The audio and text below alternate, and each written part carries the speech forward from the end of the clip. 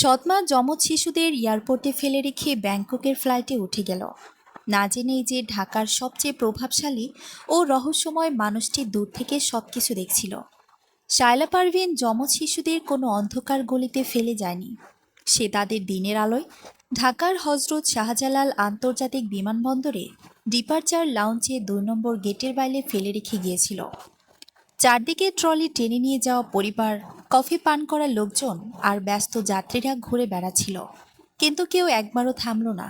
যেন আরিফ আর আয়লা ৫ বছরের ২ শিশু, শুধু অতিরিক্ত লাগেজ, যাদের আর কোনো প্রয়োজন নেই। শায়লার চোখে ছিল দামি কালো সানগ্লাস, ঠোঁটে গাঢ় লাল লিপস্টিক, গায়ে জর্জেটের জমকালো কুর্তি, যেন ব্যাংককের নিখুঁত ছুটির আমেজের জন্য নিজেকে সাজিয়েছে। তার পেছনে গুটি গুটি পায়ে হাঁটছিল শিকদার বাড়ির যমজরা। আরিফ বুকের সঙ্গে চেপে ধরেছিল একটা ছোট বাদামি কাপড়ের ভালুক, যার একটা কান সুতো দিয়ে সেলাই করা। আয়লার পিঠে ছিল ছোট্ট একটা বেগুনি রঙের স্কুল ব্যাগ, যার ভেতরে তাদের মরহুম বাবার একটা ভাঁজ করা পাসপোর্ট সাইজ ছবি রাখা ছিল। এখানে চুপচাপ বসে থাকো, একদম নড়বে না। শায়লা একটা স্টিলের ব্রেঞ্চ দেখিয়ে কর্কশ গলায় বলল। শিশুরা কথা শুনল, কোনো কান্নাকাটি নয়। সবচেয়ে বেশি কষ্টের বিষয় ছিল এটি, তারা যেন এই অবহেলায় অভ্যস্ত। আরিফ বড় বড় চোখ তুলে তার দিকে তাকালো। সেই নিষ্পাপ চোখগুলো এখনো বড়দের বিশ্বাস করত। ছোট মা, তুমি কি আমাদের নিতে ফিরে আসবে? শায়লা বিরক্ত হয়ে একটা দীর্ঘশ্বাস ফেলল। আমি একটু পরেই আসব, বেশি কথা বলো না। আয়লা তার ভাইয়ের হাত শক্ত করে ধরল। সে কিছু বলল না, কিন্তু সে সব বুঝেছিল। অনেক সময় শিশুরা বড়দের কপটতা বড়দের আগেই ধরে ফেলে। শায়লা নিজের হিজাবটা একটু ঠিক করলো, আইফোনের স্ক্রিনে সময় দেখল, তারপর বোর্ডিং গেটের দিকে হাঁটতে শুরু করলো। সে তাদের কপালে একটা চুমুও খায়নি, হাতে কোনো টাকাও রেখে যায়নি, একবারের জন্য পিছন ফিরে তাকায়নি। কিছুক্ষণের মধ্যেই থাই এয়ারওয়েজের ফ্লাইটের বোর্ডিং অ্যানাউন্সমেন্ট শোনা গেল। আর কেউ কিছু করল না, কেউ না, শুধু আরহাম চৌধুরী ছাড়া। ঢাকায় তিনি পরিচিত ছিলেন একজন শীর্ষস্থানীয় আবাসন ব্যবসায়ী হিসেবে। তবে পুরান ঢাকা আর সাভারের কিছু এলাকায় তার নাম উঠলেই মানুষ নিচু গলায় কথা বলতো। তিনি হাসি খুশি বা নরম স্বভাবের মানুষ ছিলেন না।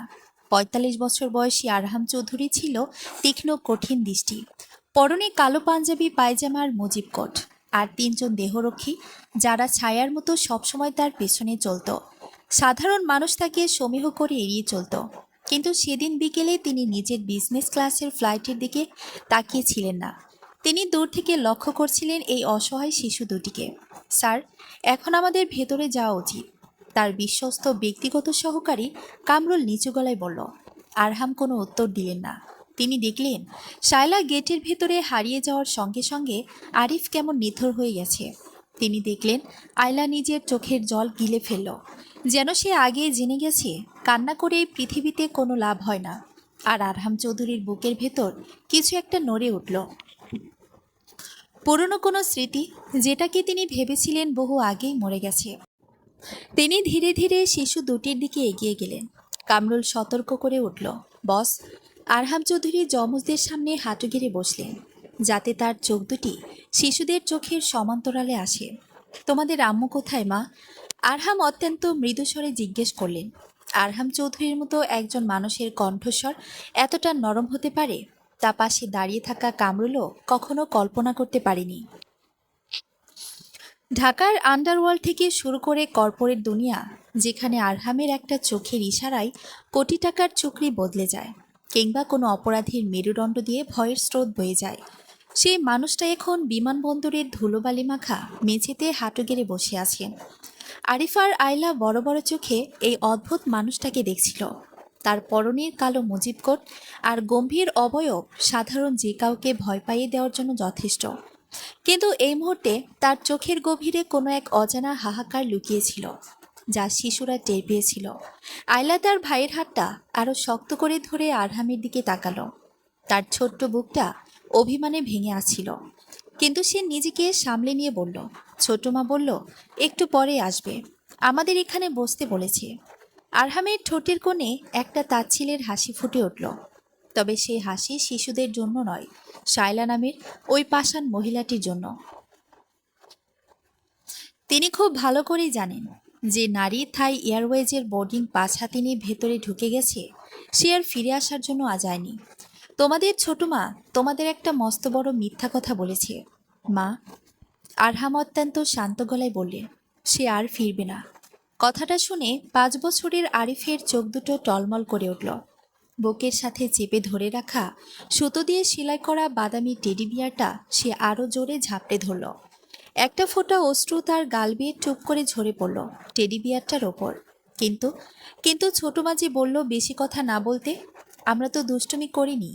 আরিফের ভাঙা কণ্ঠস্বর পুরো লাউঞ্জের ব্যস্ততার মাঝেও আরহামের কানে তীরের মতো বিঁধল। আরহাম উঠে দাঁড়ালেন। তার ভেতরের নরম মানুষটা মুহূর্তের মধ্যেই আবার সেই কঠিন প্রভাবশালী আরহাম চৌধুরীতে রূপ নিল।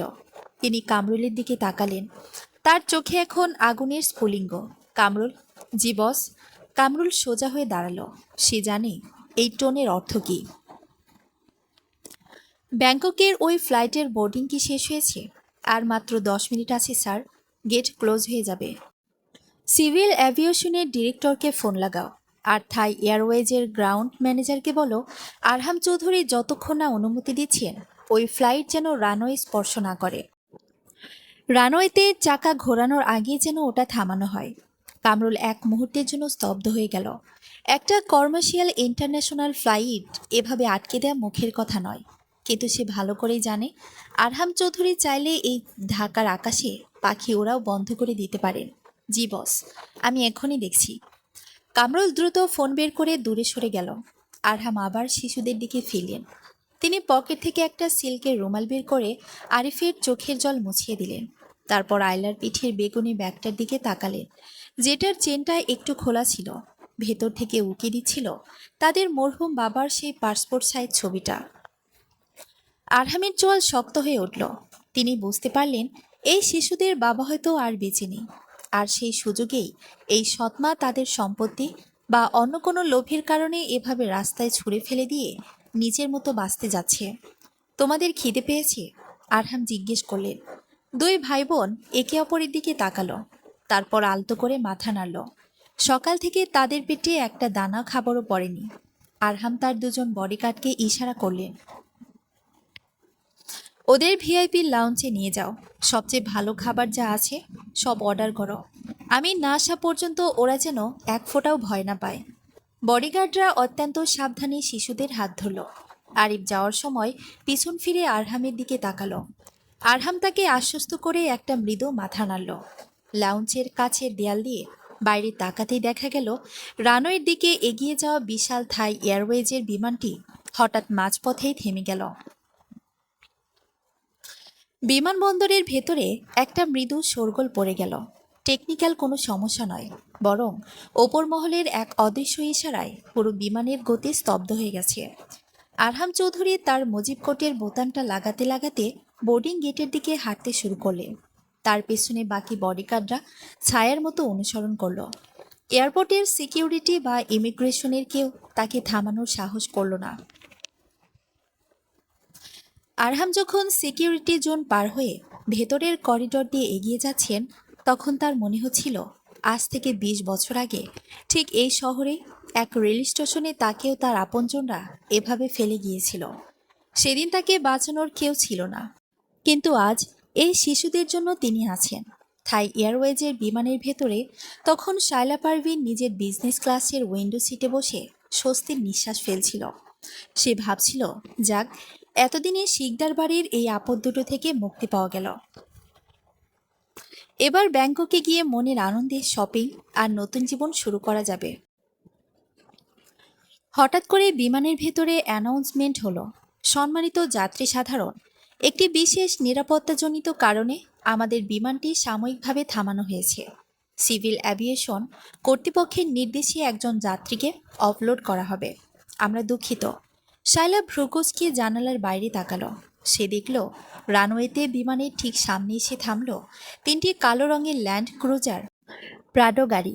গাড়ি থেকে স্যুট পরা কয়েকজন নিরাপত্তারক্ষী নামল, আর তাদের মাঝখান থেকে নেমে এলেন এক গম্ভীর মধ্যবয়সী ব্যক্তিত্ববান পুরুষ, আরহাম চৌধুরী।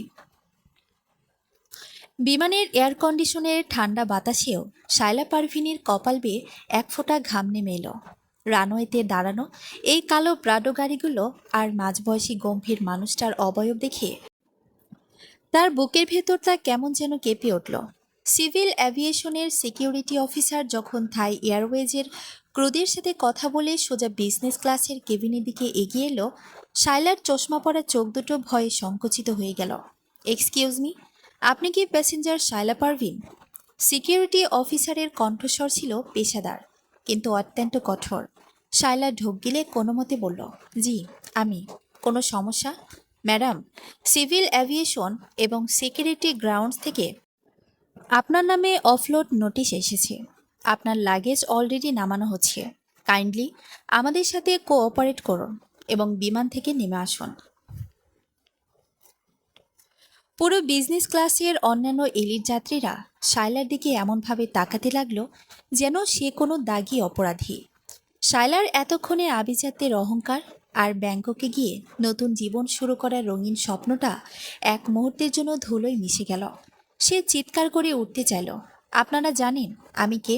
আমি শিকদার বাড়ির ম্যাডাম। প্লিজ কোনো সিনকেট করবেন না। বাইরে যিনি অপেক্ষা করছেন তার নির্দেশ অমান্য করার ক্ষমতা এই বিমানবন্দরের কারণে। অফিসার নিচু কিন্তু অত্যন্ত ভারী গলায় বলল।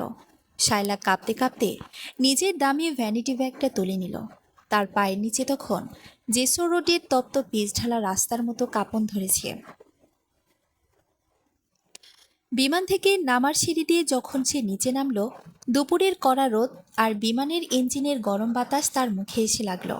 কিন্তু তার চেয়েও বেশি উত্তাপ ছড়াচ্ছিল তার সামনে দাঁড়িয়ে থাকা মানুষটির চোখ। আরহাম চৌধুরীর ল্যান্ড ক্রুজারের বনেটে এক হাত রেখে দাঁড়িয়েছিলেন। তার পরনে কালো মুজিব কোটের বোতামগুলো এখন খোলা। বাতাসে তার চুলগুলো সামান্য উড়ছে। শায়লা সিঁড়িতে নামা মাত্রই আরহামের বডিগার্ডরা তাকে ঘিরে ধরল। আপনারা কি ডাকাত? এয়ারপোর্টের ভেতরে সব কি হচ্ছে? আমি পুলিশ ডাকবো। শায়লা নিজের ভেতরের ভয় লুকাতে গলা উঁচিয়ে বলল। আরহাম চৌধুরী ধীর পায়ে শায়লার দিকে এগিয়ে এলেন। তার জুতো জোড়ার প্রতিটি শব্দ যেন শায়লার হৃৎপিণ্ডের স্পন্দন বাড়িয়ে দিচ্ছিল। শায়লার ঠিক এক হাত দূরত্বে এসে আরহাম থামলেন।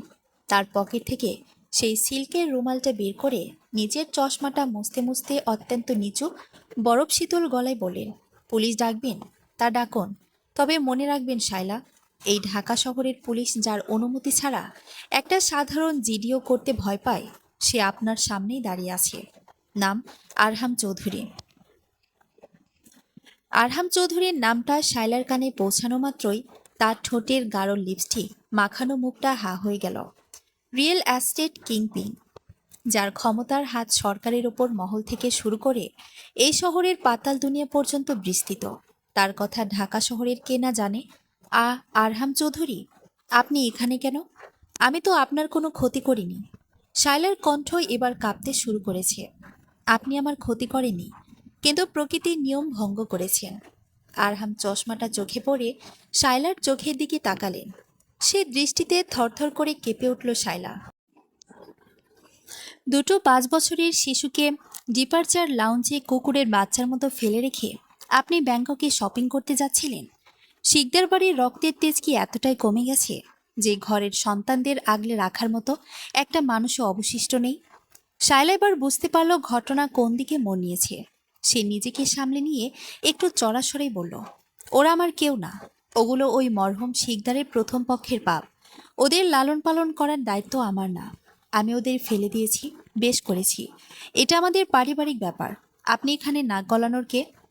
আরহামের মুখে কোনো রাগ প্রকাশ পেল না। তিনি কেবল 1 সেকেন্ডের জন্য কামরুলের দিকে তাকালেন। কামরুল সঙ্গে সঙ্গে আইপ্যাডে একটা ফাইল ওপেন করে আরহামের সামনে ধরল। আরহাম ফাইলের দিকে না তাকিয়ে শায়লার দিকে তাকিয়ে বললেন, আরিফ আর আয়লা গুলশানের শিকদার ভিলার বর্তমান আইনি ওয়ারিশ। আপনার স্বামী মারা যাওয়ার আগে তার সমস্ত সম্পত্তি, ব্যাংক ব্যালেন্স এবং সাভারের ফ্যাক্টরি ওই শিশু নামে ট্রাস্ট করে দিয়ে গেছেন। আর শর্ত ছিল, যতদিন না ওরা প্রাপ্তবয়স্ক হচ্ছে ততদিন আপনি প্রতি মাসে মোটা অঙ্কের একটা ভাতা পাবেন। কিন্তু আপনি ভাবলেন বাচ্চা দুটোকে গুম করে দিলে বা রাস্তায় ফেলে দিলে পুরো সম্পত্তি একাই ভোগ করবেন, তাই তো? শায়লার মুখের সমস্ত রক্ত যেন এক সেকেন্ডে শুষে নেওয়া হলো। সে ভাবতেও পারেনি যে আরহাম চৌধুরী মাত্র 20 মিনিটে তার 14 গোষ্ঠীর খবর বের করে ফেলেছেন। আপনি ভুল ভাবছেন। আমি শায়লা তোতলাতে লাগলো। আমি ভুল ভাবি না শায়লা পারভিন। আরহামের গলা এবার আরো গম্ভীর হলো। আজ থেকে ওই 2 শিশুর অভিভাবক আমি। ওদের চুলে যদি এক আঁচড়ও লাগে, তবে এই আরহাম চৌধুরী আপনার জীবনকে এমন এক নরক বানাবে যার গভীরতা আপনি কল্পনা করতে পারবেন না। কামরুল। জি বস। শায়লা পারভিনকে আমাদের ধানমন্ডির টর্চার সেলে নিয়ে যাও। শিকদার সাহেবের মৃত্যুর পেছনে এই মহিলার কোনো হাত আছে কিনা এবং এই চক্রান্তে আর কে কে জড়িত, সব তথ্য আমার আজ রাতের মধ্যে চাই। তবে হ্যাঁ, গায়ে যেন কোনো দাগ না পড়ে, মানসিক ট্রিটমেন্টটা যেন নিখুঁত হয়। না না, প্লিজ আমাকে ছাড়ুন। আমি ভুল করেছি, আমাকে পুলিশে দিন, তাও ভালো। শায়লা চিৎকার করে উঠল। কিন্তু আরহামের বিশালদেহী বডিগার্ডরা তাকে কুকুরের মতো টেনে হিঁচড়ে পেছনের একটা কালো গাড়িতে গিয়ে তুলল। মুহূর্তে গাড়িতে এয়ারপোর্টের রানওয়ে ছেড়ে বেরিয়ে গেল। আরহাম চৌধুরী একটা দীর্ঘশ্বাস ফেলে ঘড়ির দিকে তাকালেন। বাচ্চাদের ভিআইপি লাউঞ্জে রেখে এসেছেন, আধ ঘন্টা হয়ে গেছে। তারা হয়তো ভয় পাচ্ছে। তিনি দ্রুত পায়ে ভিআইপি লাউঞ্জের দিকে এগিয়ে গেলেন। লাউঞ্জের দরজা খুলে ভেতরে ঢুকতেই তার চোখের ভেতরের সব কঠিন ভাগ কর্পূরের মতো উড়ে গেল। লাউঞ্জের বিশাল সোফায় বসে আরিফ আর আয়লা চামচ দিয়ে পায়েস খাচ্ছে। আরিফের গালে কিছুটা পায়েস লেগে আছে। আরহামকে ভেতরে ঢুকতে দেখেই আয়লা তার ভাইয়ের হাত ধরে সোফা থেকে নেমে দাঁড়ালো। আরিফ তার সেই ভাঙা কানওয়ালা টেডি বিয়ারটা এক হাতে ধরে অন্য হাতে আরহামের দিকে ইশারা করে বলল, টমাসের খিদে পেয়েছিল, তাই আমরা একটু খেলাম। ছোট মা আসেনি। আরহাম চৌধুরী আবার সেই শিশুদের সামনে হাঁটু গেড়ে বসলেন। তিনি আরিফের গালের পায়েসটুকু নিজের বুড়ো আঙ্গুল দিয়ে আলতো করে মুছে দিয়ে বললেন, তোমাদের ছোট মা অনেক দূরে একটা জরুরি কাজে গেছে মা, সে আর কোনোদিন আসবে না। আজ থেকে তোমরা আমার সাথে থাকবে। আমার মস্ত বড় একটা বাড়ি আছে, সেখানে থাকবে। আয়লা আরহামের চোখের দিকে তাকালো। শিশুরা কপটতা কেমন বোঝে, তেমনি পবিত্র ভালোবাসার টানও খুব দ্রুত অনুভব করতে পারে। সে আরহামের একটা আঙ্গুল নিজের ছোট্ট হাতে দিয়ে জড়িয়ে ধরে বলল, তুমি আমাদের ফেলে চলে যাবে না তো? আরহামের বুকের ভেতর 20 বছর আগের সে রেল স্টেশনের অবহেলিত ছোট্ট শিশুটি যেন চিৎকার করে কেঁদে উঠল। তিনি 2 হাত বাড়িয়ে আরিফ আর আয়লাকে শক্ত করে নিজের বুকের সাথে জড়িয়ে ধরলেন। তার কালো মুজিব কোটটি শিশুদের চোখের জলে ভিজতে লাগলো। না মা, এই আরহাম চৌধুরী বেঁচে থাকতে এই পৃথিবীতে আর কেউ তোমাদের একলা ফেলে যাওয়ার সাহস পাবে না। আরহাম যখন 2 শিশুকে 2 কোলে তুলে নিয়ে লাউঞ্জ থেকে বেরিয়ে আসছিলেন, তখন তার পেছনে ছায়ার মতো দাঁড়িয়ে থাকা কামরুলের ফোনে একটা কল এলো। ফোন কান থেকে নামিয়ে কামরুল কিছুটা চিন্তিত মুখে আরহামের কাছে এগিয়ে এলো। বস, একটা সমস্যা হয়েছে। আরহাম শিশুদের দিকে তাকিয়ে বললেন, কি সমস্যা? শিকদার বাড়ির বড় ভাই, অর্থাৎ বাচ্চাদের বড় চাচা সাফায়েত শিকদার সাভার থেকে ঢাকার দিকে রওনা হয়েছেন। তিনি জানতে পেরেছেন বাচ্চারা আপনার কাছে। তিনি মিডিয়া আর পুলিশ নিয়ে চৌধুরী ম্যানশনের দিকে আসছেন। দাবি করছেন বাচ্চাদের জোর করে অপহরণ করা হয়েছে। আরহামের ঠোঁটের কোণে এবার সত্যিকারের একটা বাঘের মতো হিংস্র হাসি ফুটে উঠল। তিনি বাচ্চাদের গাড়ির পেছনে ছিটে বসাতে বসাতে বললেন, সাফায়েত শিকদার, সাভারের ওই চামড়া ব্যবসায়ী? বেশ তো, শিয়াল যখন বাঘের ডেরায় আসতে চাইছে, তখন শিকারটা ঘরের ভেতরেই হোক। কামরুল, গাড়ি ছাড়ো। চৌধুরী মেনশনে আজ নতুন অতিথি আসবে, আয়োজন যেন রাজকীয় হয়। 3টে ল্যান্ড ক্রুজার যখন বিমানবন্দরের ভিআইপি এক্সিট পেরিয়ে এয়ারপোর্ট রোড ধরে গুলশানের দিকে ছুটছিল, তখন গাড়ির ভেতরে পরিবেশ ছিল একদম ভিন্ন। পেছনের আরামদায়ক সিটে আরিফ আর আয়লা বসেছিল। জানালার বাইরে দ্রুত চলে যাওয়া ট্রাফিক আর নিয়ন আলো দেখছিল ওরা। আরিফ তখনও তার সেই এক কান ছেঁড়া টেডি বিয়ার টমাসকে শক্ত করে ধরে রেখেছে। মাঝখানে বসে আরহাম চৌধুরী পরম মমতায় 2 পাশে 2 হাত দিয়ে ওদের আগলে রেখেছেন। তার অন্য হাতটি আলতো করে বুলাচ্ছিল আয়লার মাথায়। শিশুদের নিষ্পাপ মুখের দিকে তাকিয়ে আরহামের মনে হচ্ছিল এই শহরে তার এত প্রতিপত্তি, এত টাকা, সবই যেন আজ এই দুটো প্রাণকে রক্ষা করার জন্য সার্থক হলো। গাড়ি এসে থামলো গুলশানের এক শান্ত রাস্তায়, চৌধুরী মেনশন এর বিশাল লোহার গেটের সামনে। গেট খুলে গাড়ি ভেতরে ঢুকতেই চোখের সামনে ভেসে উঠল এক রাজকীয় রাজপ্রাসাদ, ধবধবে সাদা রঙের চারতলা ভিলা, যার সামনে বিশাল সবুজ লন আর ফোয়ারা। আরহাম দুই শিশুকে কোলে নামিয়ে হাত ধরলেন। এসো মা, এটা আজ থেকে তোমাদেরও বাড়ি। আরিফ আর আয়লা এত বড় বাড়ি দেখে কিছুটা থমকে গেল। বাড়ির ভেতরে পা রাখতেই প্রধান গৃহকর্মী রহিমা খাতুন এগিয়ে এলেন। আরহাম চৌধুরীকে বাচ্চাদের হাত ধরে ঢুকতে দেখে তিনি কিছুটা অবাক হলেও মুখে কিছু বললেন না। রহিমা বুয়া, আরহাম গম্ভীর কিন্তু শান্ত গলায় বললেন, এবারে দোতলার সবচেয়ে বড় গেস্ট রুমটা এখন থেকে এই দুই লক্ষ্মী সোনার। ওদের জন্য নতুন জামা কাপড়, খেলনা, যা যা লাগে সব জলদি ব্যবস্থা করো। আর হ্যাঁ, খুব হালকা আর পুষ্টিকর রাতের খাবার তৈরি করো ওদের জন্য। জি আচ্ছা বাজান, আমি এখনই দেখতেছি। রহিমা বুয়া পরম স্নেহে আরিফ আর আয়লার দিকে তাকিয়ে হাসলেন। বাচ্চাদের মন থেকে ভয়ের মেঘটা যেন একটু একটু করে কাটতে শুরু করলো। ঠিক তখনই ড্রয়িং রুমের কাছের দরজা গলে বাইরে একটা তীব্র গাড়ির হর্ন শোনা গেল। একের পর এক দুটো মাইক্রোবাস আর একটা পুলিশ ভ্যান এসে থামল চৌধুরী ম্যানশনের পোর্টিকোতে। মাইক্রোবাসের গায়ে বিভিন্ন টিভি চ্যানেলের লোগো লাগানো। গাড়িগুলো থামতেই হন্তদন্ত হয়ে নেমে এলো একদল সাংবাদিক, ক্যামেরা পার্সন এবং সাভার থানার কয়েকজন পুলিশ অফিসার। আর তাদের নেতৃত্ব দিচ্ছিলেন মাঝবয়সী স্থূল শরীরের এক লোক, সাফায়েত শিকদার। তার চোখে মুখে লোভ আর ধূর্ততার স্পষ্ট ছাপ। কামরুল এত ড্রয়িং রুমে ঢুকে আরহামের পাশে এসে দাঁড়ালো। বস, সাফায়েত শিকদার মিডিয়া আর পুলিশ নিয়ে ভেতরের লনে ঢুকে পড়েছে। ওরা লাইভ ব্রডকাস্ট করার চেষ্টা করছে। আরহামের চল শক্ত হয়ে উঠল। তিনি রহিমা বোয়াকে ইশারা করলেন, বোয়া, বাচ্চাদের ওপরে নিয়ে যাও, জলদি। আয়লা আরহামের পাঞ্জাবিটা টেনে ধরে ফিসফিস করে বলল, আঙ্কেল, বাইরে চিল্লাচিল্লি হচ্ছে কেন? ওরা কি আমাদের ধরে নিয়ে যাবে? আরহাম হাঁটু গেড়ে বসে আয়লার কপালে একটা চুমু খেলেন। একদম না মা, তোমরা ওপরে গিয়ে বোয়ার সাথে লক্ষ্মী হয়ে বসো। নিচে তোমাদের জন্য একটা ম্যাজিক শো হচ্ছে। আমি দুষ্ট লোকেদেরকে তাড়িয়ে আসছি। বাচ্চারা ওপরে চলে যেতেই আরহাম সোজা হয়ে দাঁড়ালেন। তার মুখের সেই স্নেহময় ভাবটা এক পলকে উধাও হয়ে গেল। সেখানে জায়গা করে নিল এক চরম নিষ্ঠুরতা। তিনি মুজিব কোটের হাতাটা একটু ঠিক করে ধীর পায়ে মেইন ডোর খুলে বাইরে এসে দাঁড়ালেন। বারান্দার আলোয় তার দীর্ঘ অবয়ব দেখে লোনে চলতে থাকা শোরগোল মুহূর্তের মধ্যে স্তব্ধ হয়ে গেল। সাংবাদিকদের ক্যামেরাগুলো আরহাম চৌধুরীর দিকে তাক করা হলো। সাফায়েত শিকদার পুলিশ অফিসারকে সামনে ঠেলে দিয়ে চিৎকার করে উঠলেন, ওসি সাহেব, দেখেন, এই সেই আরহাম চৌধুরী। উনি আমার মরহুম ভাইয়ের দুই নাবালক সন্তানকে এয়ারপোর্ট থেকে অপহরণ করে এনেছেন। ওনার বডিগার্ডরা আমার ভাবি শায়লা পারভিনকেও গুম করেছে। আমি আমার ভাইপো ভাইজির হেফাজত চাই। সাভার থানার ওসি আমজাদ হোসেন কিছুটা আমতা আমতা করে আরহামের দিকে এগিয়ে এলেন। আরহাম চৌধুরীর ক্ষমতার পরিধি তার খুব ভালো করেই জানা, কিন্তু পেছনে এতগুলো মিডিয়ার ক্যামেরা থাকায় সে পুরোপুরি পিছু হাঁটতেও পারছে না। স্যার, মানে আরহাম সাহেব, ওসি আমজাদ গলা পরিষ্কার করে বললেন, ওনার অভিযোগটা একটু গুরুতর। মিডিয়াও আছে সাথে। বাচ্চারা যদি ভেতরে থেকে থাকে, আইনি প্রক্রিয়ার খাতিরে আমাদের একবার দেখতে হবে। আরহাম চৌধুরী লনের সিঁড়িতে দাঁড়িয়ে একটা সিগারেট ধরালেন।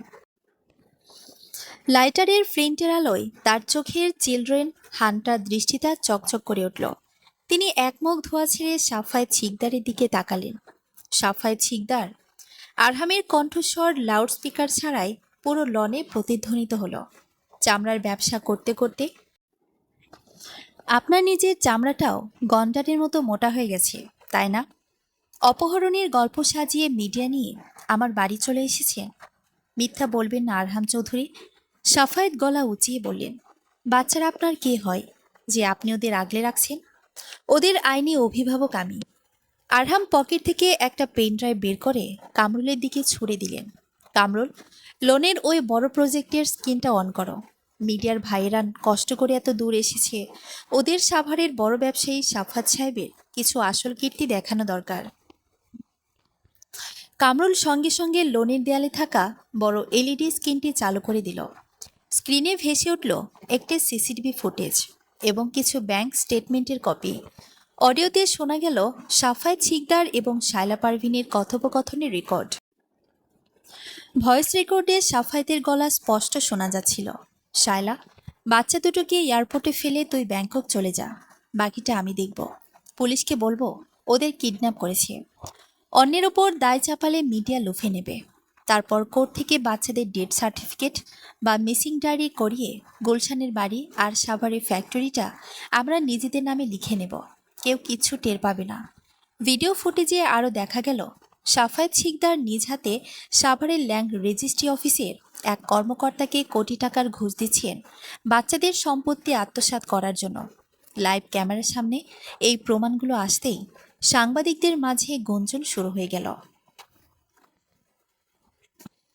ক্যামেরাগুলো সাফায়েতের ফ্যাকাশে হয়ে যাওয়া মুখের ওপর জুম করতে লাগলো। সাফায়েত শিকদার তখন থরথর করে কাঁপছেন। তার কপালের ঘাম জর্জেটের পাঞ্জাবি ভিজিয়ে দিচ্ছে। এসব এসব এডিটেড, মিথ্যা। সাফায়েত চিৎকার করার চেষ্টা করলেন। আরহাম চৌধুরী সিঁড়িতে নেমে সাফায়েতের একদম মুখোমুখি এসে দাঁড়ালেন। সাফায়েত ভয়ে দুপা পিছিয়ে গেলেন। আরহাম ওসির দিকে তাকিয়ে শান্ত গলায় বললেন, ওসি আমজাদ, অপ্রাপ্তবয়স্ক শিশুদের সম্পত্তি আত্মসাতের ষড়যন্ত্র, হত্যার চেষ্টা চক্রান্ত এবং একজন নাগরিকের নামে মিথ্যা অপহরণের মামলা সাজানোর অপরাধে এই লোককে এখনই গ্রেফতার করুন। পেনড্রাইভে সমস্ত ডিজিটাল এভিডেন্স আছে। আর হ্যাঁ, সাভার থানার যে বড়বাবু এই চক্রান্তে সাফার কাছ থেকে 50 লাখ টাকা খেয়েছেন তার বরখাস্তের নোটিশ আগামীকাল সকালে আইজিপি অফিস থেকে থানায় পৌঁছে যাবে। ওসি আমজাদ হোসেনের পায়ের নিচ থেকে যেন মাটি সরে গেল। সে সেলে ঢুকে সঙ্গে সঙ্গে তার ফোর্সকে নির্দেশ দিল, অ্যারেস্ট হিম, হ্যান্ডকাফ পরাও, হ্যান্ডকাফ লাগাও। আরহাম চৌধুরী, আপনি ভালো করছেন না, আমি আপনাকে দেখে নেব। সাফাতকে যখন পুলিশ টেনে নিয়ে যাচ্ছিল সে পাগলের মতো চিৎকার করছিল, কিন্তু মিডিয়ার সাংবাদিকরা এখন তাকে ছেঁকে ধরেছে প্রশ্নের পর প্রশ্নে। কিছুক্ষণের মধ্যে চৌধুরী ম্যানশনের লন আবার শান্ত হয়ে এলো। মিডিয়া আর পুলিশ চলে যাওয়ার পর আকাশ ভেঙে ঝুম বৃষ্টি নামল। আরহাম চৌধুরী বৃষ্টির দিকে তাকিয়ে একটা স্বস্তির নিঃশ্বাস ফেলেন। এই শহরের নোংরা আবর্জনাগুলো যেন এই বৃষ্টিতে ধুয়ে মুছে সাফ হয়ে যাচ্ছে। তিনি দোতলার ঘরে ঢুকলেন। ঘরের নরম আলোয় দেখা গেল আরিফার আয়লা নতুন জামা পরে খাটের উপর বসে আছে। তাদের সামনে হরেক রকমের খেলনা। রহিমা বুয়া তাদের খাওয়াচ্ছেন। আরহামকে ঢুকতে দেখে আরিফ তার টেডি বিয়ারটা দেখিয়ে বলল, আঙ্কেল দেখো, বুয়া টমাসের ছেঁড়া কানটা নতুন লাল সুতা দিয়ে সেলাই করে দিয়েছে। টমাস এখন আর কাঁদছে না। আরহাম হাসলেন। তিনি খাটের পাশে গিয়ে বসলেন। আয়লা আরহামের হাতটা ধরে নিজের গাল ঠেকাল। আঙ্কেল, বাইরের দুষ্ট লোকগুলো চলে গেছে? হ্যাঁ মা, ওরা আর কোনোদিন আসবে না। আরহাম ওদের দুজনকে কাছে টেনে নিলেন। ঠিক তখনই কামরুল দরজার বাইরে এসে দাঁড়ালো। তার হাতে সুপ্রিম কোর্টের একটা লিগেল ফাইল। কামরুল নিচু গলায় বলল, বস, শায়লা আর সাফায়েত দুজনেই এখন লকআপে। আর এই নিন আরিফার আয়লার অফিসিয়াল লিগেল গার্ডিয়ানশিপের পেপারস। আগামীকাল সকালের মধ্যেই কোর্ট থেকে আপনার নাম সাইন হয়ে যাবে। আরহাম পেপারসগুলোর দিকে তাকালেন।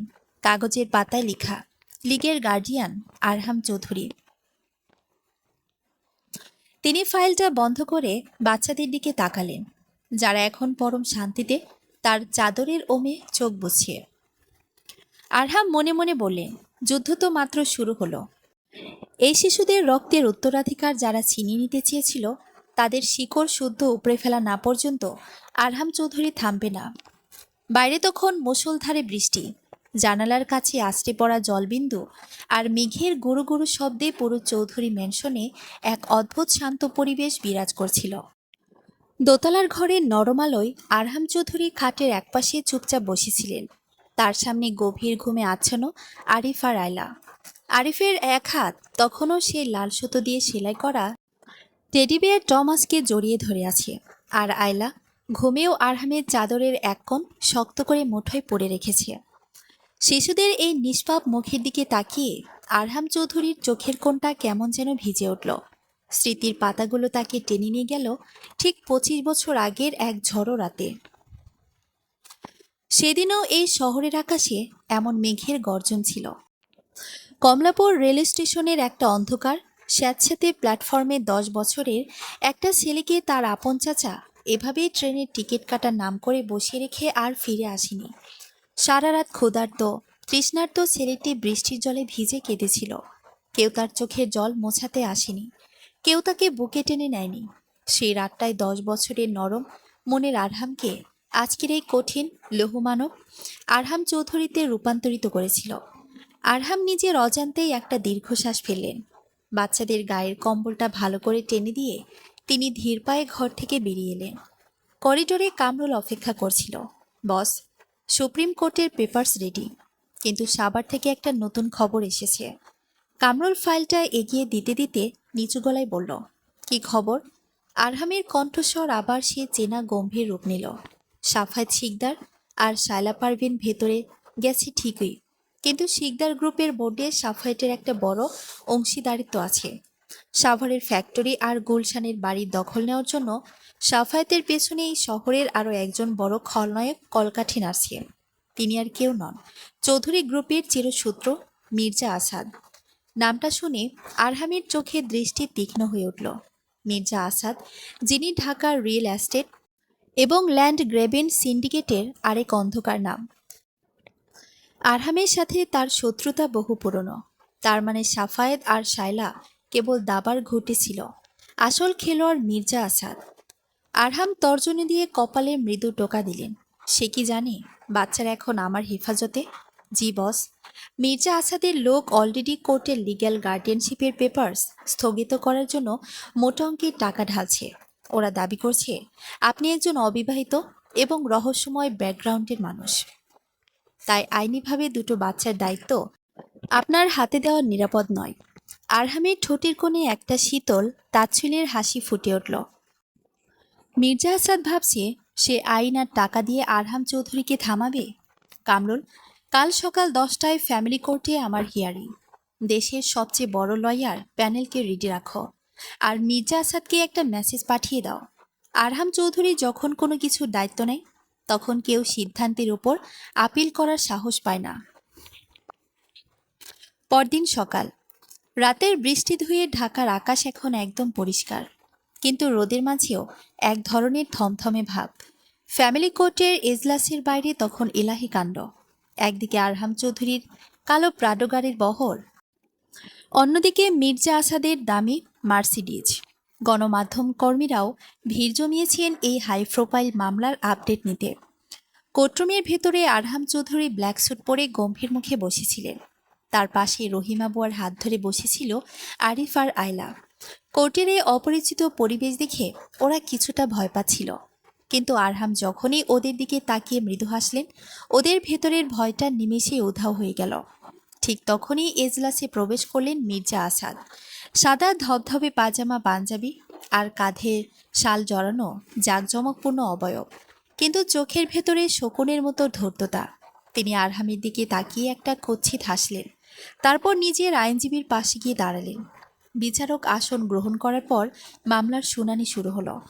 মির্জা আসাদের আইনজীবী কর্কশ গলায় বলতে লাগলেন, মাননীয় আদালত, আরহাম চৌধুরী একজন ইনফ্লুয়েন্সিয়াল এবং আন্ডারওয়ার্ল্ড কানেকশন থাকা মানুষ। তার কোনো পরিবার নেই, স্ত্রী নেই। এমন একজন একাকী ও বিতর্কিত মানুষের হাতে শিকদার বাড়ির দুই নিষ্পাপ উত্তরাধিকারীর ভবিষ্যৎ ছেড়ে দেওয়া মোটেও নিরাপদ নয়। আমাদের মক্কেল মির্জা আসাদ, যিনি মৃত শিকদার সাহেবের ঘনিষ্ঠ বন্ধু ছিলেন, তিনি এই শিশুদের জন্য একটি ট্রাস্ট গঠন করে সম্পূর্ণ দায়িত্ব নিতে প্রস্তুত। পুরো কোর্টরুমে একটা গুঞ্জন ছড়িয়ে পড়ল। আরহামের আইনজীবী ব্যারিস্টার রফিকুল ইসলাম উঠে দাঁড়িয়ে বললেন, মাননীয় আদালত, আমার মক্কেলের বিরুদ্ধে আনা সমস্ত অভিযোগ ভিত্তিহীন। তাছাড়া এই শিশুরা যার কাছে নিরাপদ বোধ করবে, আইন তাকে অগ্রাধিকার দেয়। বিচারক গম্ভীর হয়ে চশমাটা ঠিক করলেন। তিনি আরিফ আর আয়লার দিকে তাকালেন। ছোট্ট বন্ধুরা, তোমরা একটু এদিকে এসো। রহিমা বুয়া বাচ্চাদের বিচারকের ডেস্কের সামনে নিয়ে গেলেন। বিচারক অত্যন্ত মৃদুস্বরে জিজ্ঞেস করলেন, তোমাদের নাম কি? আমি আরিফ, আর ও আমার বোন আয়লা। আরিফ তার টেডি বিয়ারটা শক্ত করে ধরে বলল, তোমরা কি জানো তোমাদের ছোট মা কোথায়? বিচারক আবার প্রশ্ন করলেন। আয়লা এবার বিচারকের দিকে তাকিয়ে স্পষ্ট গলায় বলল, ছোট মা আমাদের এয়ারপোর্টে ফেলে চলে যাচ্ছিল। আমাদের একটা চুমুও দেয়নি। বলেছিল আমরা নাকি খারাপ। দুষ্ট লোকগুলো আমাদের ধরে নিয়ে যাচ্ছিল। তখনই এই আঙ্কেল আমাদের বাঁচিয়েছে, আমাদের পায়েস খাইয়েছে, নতুন জামা দিয়েছে। আঙ্কেল খুব ভালো। বিচারক আরহাম চৌধুরীর দিকে তাকালেন। তারপর বাচ্চাদের জিজ্ঞেস করলেন, তোমরা এখন কার সাথে থাকতে চাও? তোমাদের চাচার সাথে নাকি এই আঙ্কেলের সাথে? আরিফ আর আয়লা এক মুহূর্ত দেরি না করে পেছন ফিরে আরহাম চৌধুরীর দিকে আঙ্গুল দেখালো। আয়লা বলল, আমরা আরহাম আঙ্কেলের সাথেই থাকব। উনি আমাদের ফেলে যাবেন না। মির্জা আসাদের মুখটা মুহূর্তেই কালো হয়ে গেল। বিচারক কলমটা হাতে নিয়ে রায় লিখতে শুরু করলেন। শিশুদের জবানবন্দি আর শায়লা পারভিন ও সাফায়েত শিকদারের অপরাধমূলক চক্রান্তের প্রমাণাদির ভিত্তিতে আদালত আরহাম চৌধুরীকে আরিফ আর আয়লার আইনি অভিভাবক হিসেবে স্বীকৃতি দিচ্ছে। আজ থেকে with all due respect your honour. Mirza Asad হঠাৎ মাঝপথে চিৎকার করে উঠলেন, আইন আবেগ দিয়ে চলে না। আরহাম চৌধুরী যতই বাচ্চাদের মন ভোলাক না কেন, সে একজন অবিবাহিত পুরুষ। একটা পরিবারে মায়ের স্নেহ ছাড়া এই দুই শিশু বড় হতে পারে না। আমি এই রায়ের বিরুদ্ধে উচ্চ আদালতে আপিল করব। কোর্টরুমের ভেতর আবার উত্তেজনা ছড়িয়ে পড়ল। মির্জা আসাদের এই চালটা বেশ শক্তিশালী ছিল। একজন অবিবাহিত পুরুষের পক্ষে একা দুটো ছোট বাচ্চাকে বড় করা সামাজিকভাবেও একটা বড় প্রশ্ন। আরহাম চৌধুরী এতক্ষণ শান্ত ছিলেন। এবার তিনি ধীর পায়ে কাঠগড়ার দিকে এগিয়ে গেলেন। কোর্টরুমের সমস্ত চোখ এখন তার উপর। আরহাম মির্জা আসাদের চোখের দিকে সরাসরি তাকিয়ে অত্যন্ত শান্ত কিন্তু বজ্রকঠিন গলায় বললেন, মির্জা আসাদ, আপনি ঠিকই বলেছেন। মা ছাড়া একটা পরিবার সম্পূর্ণ হয় না। আর এই কারণে এই মামলা ফাইল করার আগেই আমি আমার জীবনের সবচেয়ে বড় সিদ্ধান্তটি নিয়ে নিয়েছি। কথাটা বলেই আরহাম কোর্টরুমের মেইন দরজার দিকে তাকালেন। ঠিক তখনই কোর্টরুমের ভারী কাঠের দরজাটা খুলে গেল। ভেতরে প্রবেশ করলেন এক অত্যন্ত মার্জিত, সুশিক্ষিত ও গম্ভীর নারী। পরনে হালকা নীল জামদানি শাড়ি, চোখে চশমা। তাকে দেখে কোর্টরুমের অর্ধেক আইনজীবী সম্মানের সাথে দাঁড়িয়ে গেলেন। তিনি আর কেউ নন, ঢাকা বিশ্ববিদ্যালয়ের আইন বিভাগের নামকরা প্রফেসর এবং দেশের শীর্ষস্থানীয় মানবাধিকার কর্মী ডক্টর সাবিহা ইয়াসমিন। সাবিহা ইয়াসমিন ধীর পায়ে আরহাম চৌধুরীর পাশে এসে দাঁড়ালেন। আরহাম বিচারকের দিকে তাকিয়ে নিজের পকেট থেকে একটি সদ্য রেজিস্ট্রি হওয়া কাবিননামা এবং ম্যারেজ সার্টিফিকেট বের করে ডেস্কে রাখলেন। মাননীয় আদালত, ডক্টর সাবিহা ইয়াসমিন এবং আমি গতকাল রাতেই পারিবারিকভাবে বিবাহ বন্ধনে আবদ্ধ হয়েছি। আজ থেকে আরিফ আর আয়লা কেবল একজন বাবাকেই পায়নি, এই শহরের সবচেয়ে যোগ্য এবং স্নেহময়ী মায়ের আঁচলও পেয়েছে। এবার মির্জা আসাদ সাহেব, আপনার আর কোনো আইনি আপত্তি আছে? পুরো কোর্টরুম যেন এক সেকেন্ডের জন্য স্তব্ধ হয়ে গেল। মির্জা আসাদের পায়ের নিচ থেকে শুধু মাটি নয়, পুরো পৃথিবীটাই যেন ধসে পড়ল। তিনি ভাবতে পারেননি যে আরহাম চৌধুরী এই শিশুদের বাঁচানোর জন্য নিজের একাকী জীবনের নীতি বদলে এত বড় একটা মাস্টার স্ট্রোক খেলবেন। বিচারক মৃদু হাসলেন এবং ফাইলে সর করে হ্যামার পিটিয়ে বললেন, মামলা এখানেই সমাপ্ত।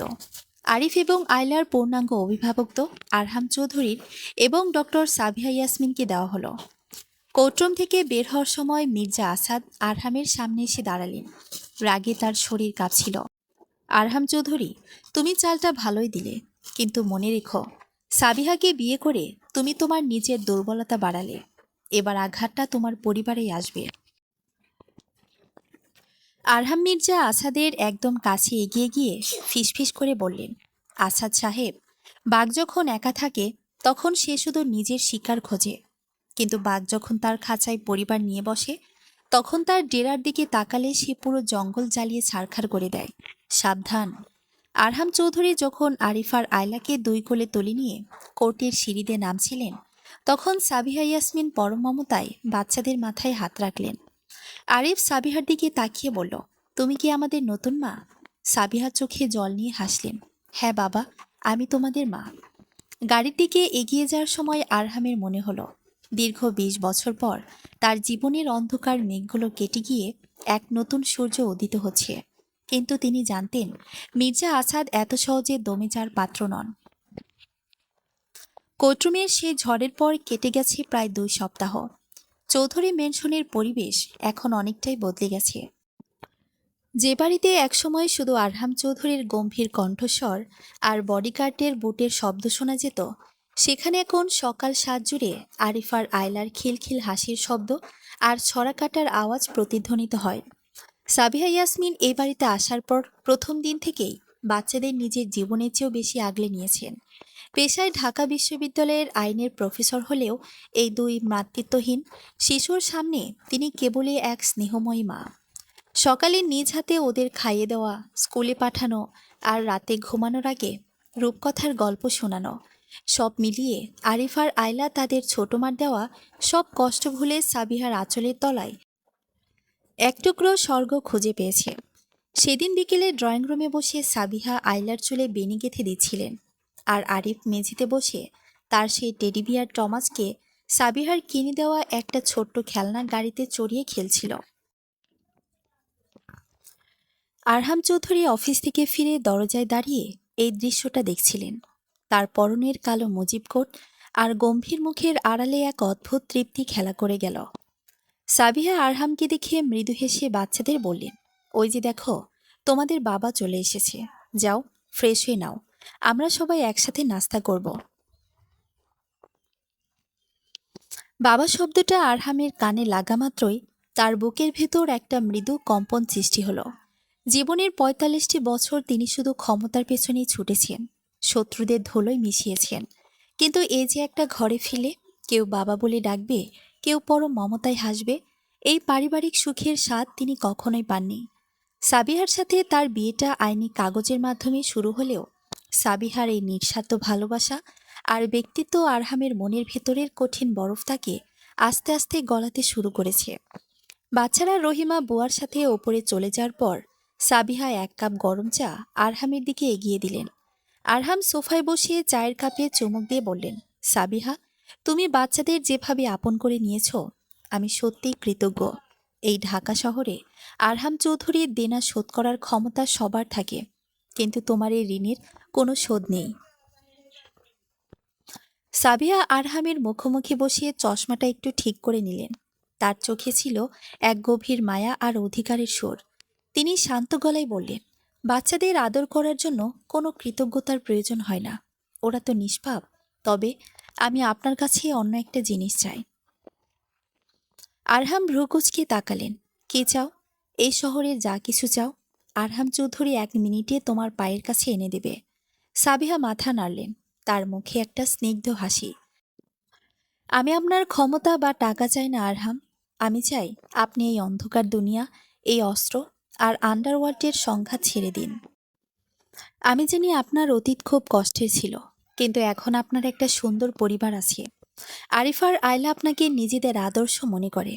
আপনি কি পারেন না একজন পুরোপুরি ভালো মানুষ হয়ে ওদের সামনে মাথা উঁচু করে দাঁড়াতে? এই অন্যায়, এই প্রতিহিংসার পথটা এবার বন্ধ করুন না প্লিজ। সাবিহারের সরল অকাট্য অনুরোধ আরহামের ভেতরটা নাড়িয়ে দিল। যে মানুষটাকে পুরো ঢাকা শহর ভয় পায়, সেই মানুষটা আজ সাবিহারের ভালোবাসার দাবির সামনে কেমন যেন নিঃসার হয়ে গেলেন। তিনি সাবিহার চোখের দিকে তাকিয়ে কিছু বলতে চাইলেন, কিন্তু ঠিক তখনই ড্রয়িং রুমের দরজা ভেঙে কামরুল হন্তদন্ত হয়ে ভেতরে ঢুকল। তার কপাল বেয়ে ঘাম ঝরছে। বস, মস্ত বড় সর্বনাশ হয়ে গেছে। কামরুলের গলার আওয়াজে আরহাম চট করে দাঁড়িয়ে গেলেন। কি হয়েছে কামরুল, পরিষ্কার করে বলো। মির্জা আসাদ, সে শেষ চালটা খেলে দিয়েছে। সে আজ বিকেলে গুলশানের ইমিগ্রেশন অফিস আর কোর্টের কিছু দুর্নীতিবাজ কর্মকর্তাদের হাত করে শায়লা পারভিনকে জামিনে বের করেছে। শুধু তাই নয়, সাফায়েত শিকদারের সাভারের চামড়া ফ্যাক্টরির একটা গোপন গোডাউনে মির্জা আসাদের লোকরা আরিফার আয়লাকে চিরতরে সরিয়ে দেওয়ার জন্য একটা মরণ ফাঁদ পেতেছে। ওরা আইনি লড়াই হেরে এখন বাচ্চাদের প্রাণ নেওয়ার চক্রান্ত করছে। কথাটা শোনা মাত্রই সাবিহা ভয়ে নিজের মুখ চেপে ধরলেন। তার চোখ দিয়ে জল গড়িয়ে পড়ল। আরহাম, আমার বাচ্চাদের ওরা মেরে ফেলবে, আমি ওদের ছাড়া বাঁচব না। আরহাম চৌধুরীর ভেতরের ঘুমন্ত বাঘটা মুহূর্তের মধ্যে জেগে উঠল। তার চোখ দুটো রাগে লাল হয়ে গেল, চোয়াল শক্ত হয়ে উঠল। তিনি সাবিহার দিকে তাকিয়ে তার হাত দুটো শক্ত করে ধরলেন। সাবিহা, তুমি বাচ্চাদের নিয়ে ঘরের ভেতরে যাও। চৌধুরী মেনশনের চারপাশে আমার 3 স্তরের সিকিউরিটি থাকবে। আর তুমি আমাকে ভালো মানুষ হতে বলছিলে না? আজ আজ এই শহরের শেষ অপরাধী মির্জা আসাদকে তার যোগ্য শাস্তি দিয়ে এই আরহাম চৌধুরী চিরতরের জন্য তার হাতের অস্ত্র ফেলে দেবে। এটা আমার তোমাকে দেওয়া কথা। আরহাম সাবিহার চোখ মুছে দিয়ে ঘুরে দাঁড়ালেন।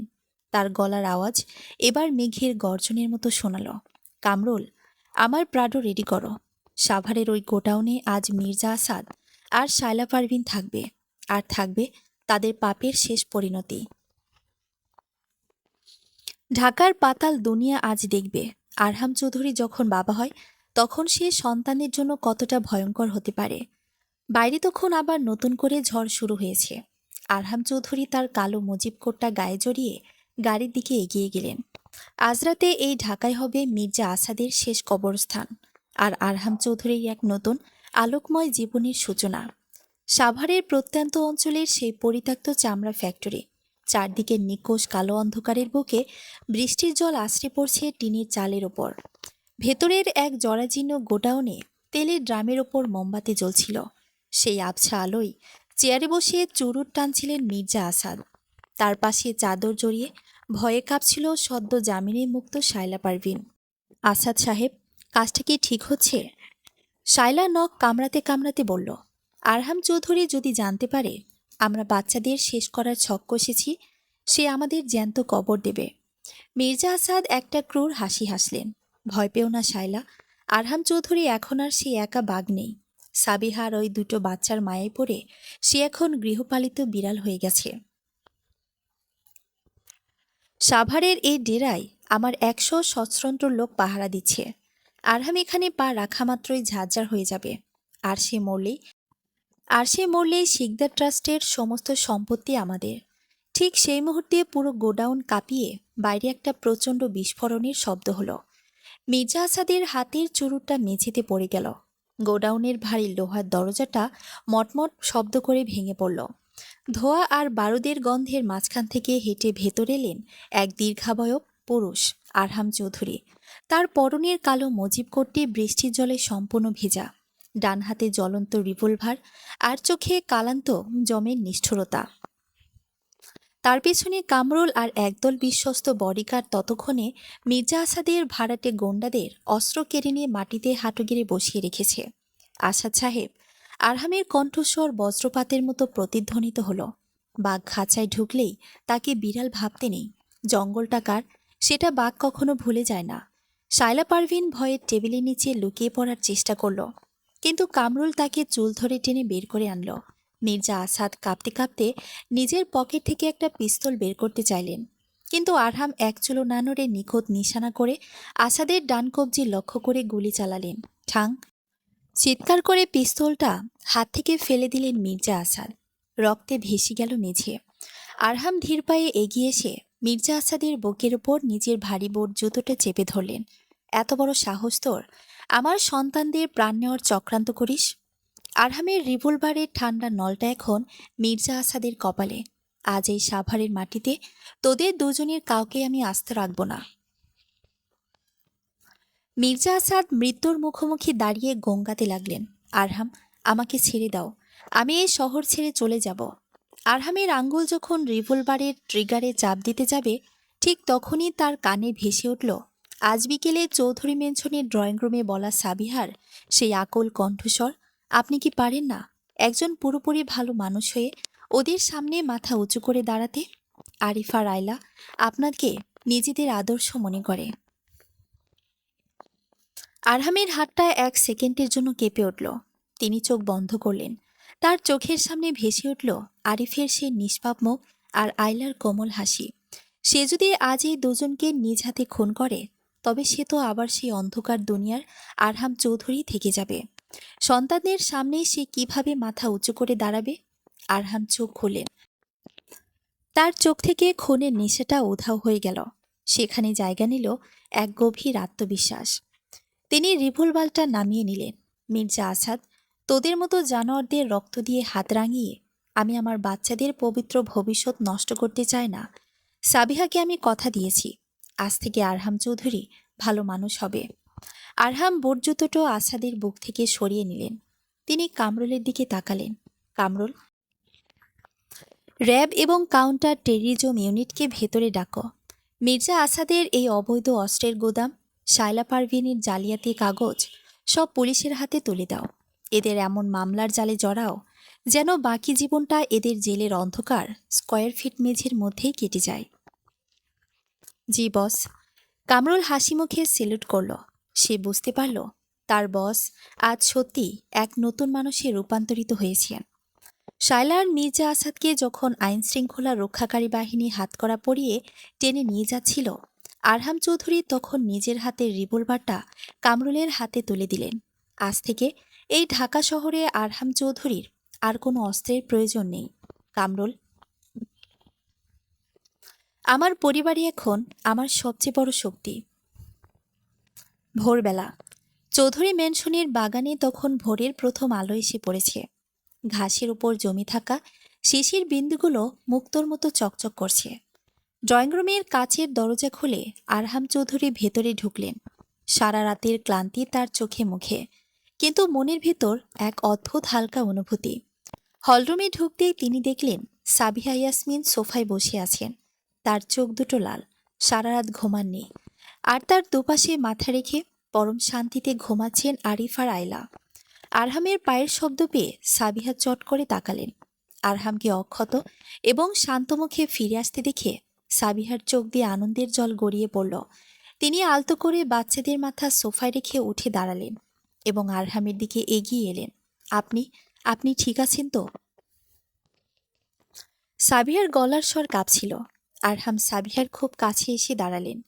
নিজের পকেট থেকে খবরের কাগজের একটা কাটিং বের করে সাবিহার হাতে দিলেন, যেখানে হেডলাইন হয়েছে মির্জা আসাদ ও শায়লা পারভিন বিপুল অস্ত্রসহ গ্রেফতার। আমি ঠিক আছি সাবিহা।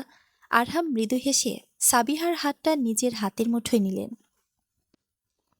আর মির্জা আসাদ বা শায়লা, এই পৃথিবীতে আর কেউ কোনোদিন আমাদের বাচ্চাদের দিকে চোখ তুলে তাকানোর সাহস পাবে না। আর হ্যাঁ, আমি তোমাকে দেওয়া কথা রেখেছি।